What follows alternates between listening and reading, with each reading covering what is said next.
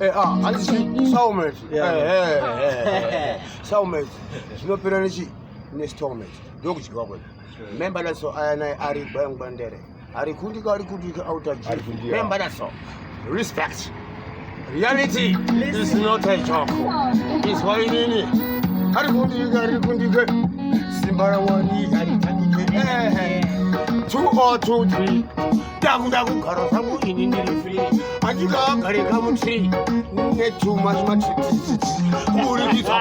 Shamari agana fakuna wari. Shamari. Inekumbere. Asibata pa iberi mutemberi wangu kisumani. Isiyemberi asiberi. Kubata kwe numbu yakaipa. Kurugusara shimwe shakaipa. Kubata kwe numbu yakanaka. Kurugusara shimwe shakanaka. Asikati.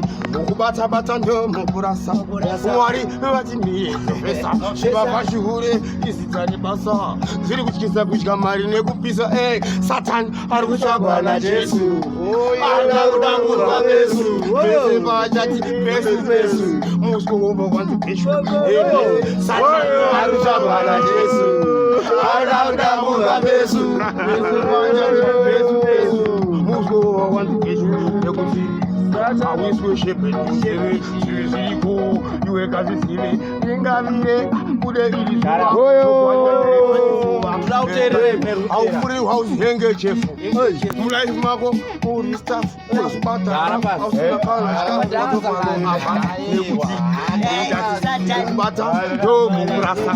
Mwari matimiri pesa chiba machihure iskai basa zirikishisa kushimari nekupisa so Satan ari kuchagwa na Jesu ari kudangurwa Yesu pese bajati pesu musko ubo kwantu Satan ari kuchagwa na Jesu ari kudangurwa Yesu pese bajati pesu ubo kwantu